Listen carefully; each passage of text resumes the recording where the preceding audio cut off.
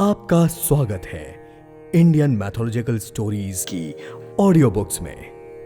रामायण की श्रृंखला के बालकांड की 28वीं कड़ी में आपका स्वागत है। जनकपुरी में फल फूल और सुंदर पत्तों से लदे हुए पेड़ नगर के चारों ओर सुशोभित हैं। नगर की सुंदरता का वर्णन करते नहीं बनता। मन जहां जाता है वहीं रम जाता है। सुंदर बाजार मड़ियों से बने हुए हैं। विचित्र छज्जे जैसे ब्रह्मा ने उन्हें अपने हाथों से बनाया हो। कुबेर के समान श्रेष्ठ धनी व्यापारी सब प्रकार की अनेक वस्तुएं लेकर अपनी दुकानों पर बैठे हैं। सुंदर चौराहे और सुहावनी गलियां सदा सुगंध से भरी रहती हैं। सबके घर मंगलमय हैं और उन पर चित्र कढ़े हुए हैं जिन्हें मानो कामदेव रूपी कारीगर ने अंकित किया हो। नगर के सभी स्त्री पुरुष सुंदर पवित्र साधु स्वभाव वाले धर्मात्मा ज्ञानी और गुणवान हैं। वहां जनक जी का अत्यंत सुंदर महल है जिसके ऐश्वर्य को देखकर देवता भी अचंभित हो जाते हैं। तो मनुष्यों की बात ही क्या, राजमहल के परकोटे को देखकर चित्त चकित हो जाता है। ऐसा मालूम होता है जैसे उसने समस्त लोकों की शोभा को घेर रखा है। सीता जी के रहने के इस सुंदर महल की शोभा का वर्णन करना असंभव है। राजमहल के सारे फाटक बहुत सुंदर हैं, जिनमें मजबूत हीरों के चमकते हुए किवाड़ लगे हैं। वहां महल में प्रजा की सदा भीड़ लगी रहती है। घोड़ों और हाथियों के लिए बहुत बड़ी बड़ी घोड़सालें और गजशालाएं बनी हुई हैं, जो सदा ही घोड़े, हाथी और रथों से भरी रहती हैं। बहुत से शूरवीर मंत्री और सेनापति हैं, जिन सभी के घर भी राजमहल जैसे ही हैं। नगर की ओर नदी के निकट एक अनुपम बाग देखकर जो सब तरह से सुहावना था, विश्वामित्र जी ने कहा, हे सुजान रघुवीर, मेरा मन कहता है कि यहीं रहा जाए।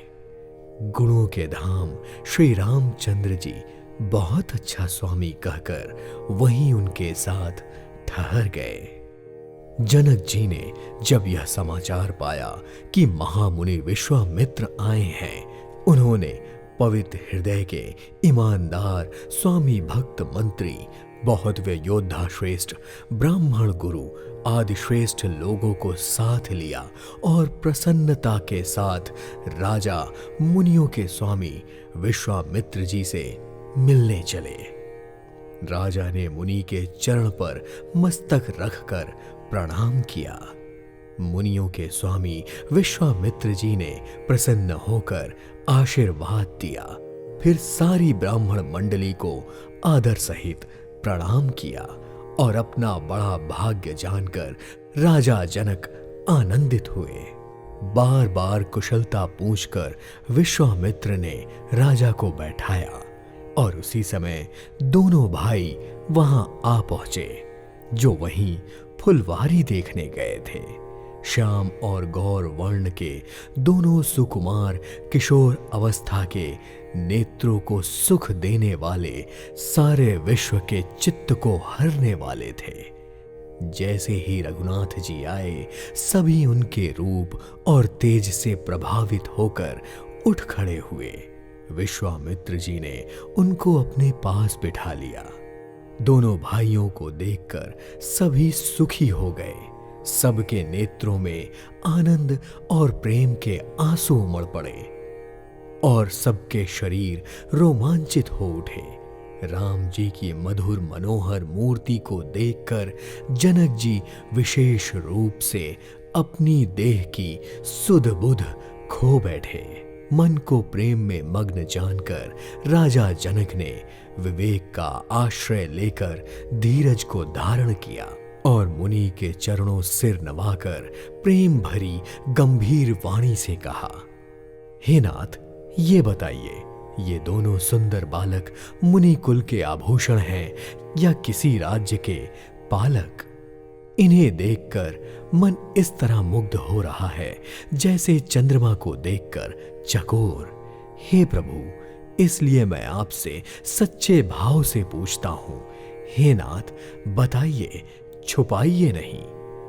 राजा जनक की उत्सुकता देखकर मुनि ने हंसकर कहा, राजन, आपने ठीक ही कहा, आपका वचन असत्य नहीं हो सकता। जगत में जहां तक जितने भी प्राणी हैं, ये सभी को प्रिय हैं। मुनि की रहस्य भरी वाणी सुनकर श्री राम जी मन ही मन मुस्कुराए और हंसकर संकेत किया कि रहस्य खोलिए नहीं। यह देखकर मुनि ने कहा, ये फूलमणि महाराज दशरथ के पुत्र हैं। मेरे कार्य के लिए राजा ने इन्हें मेरे साथ भेजा है। ये राम और लक्ष्मण दोनों श्रेष्ठ भाई, रूपवान, शीलवान और बल के धाम हैं। सारा जगत इस बात का साक्षी है कि इन्होंने युद्ध में असुरों को जीतकर मेरे यज्ञ की रक्षा की है। राजा ने कहा, मुनि, आपके चरणों के दर्शन करके मैं अपने पुण्य प्रताप कह नहीं सकता।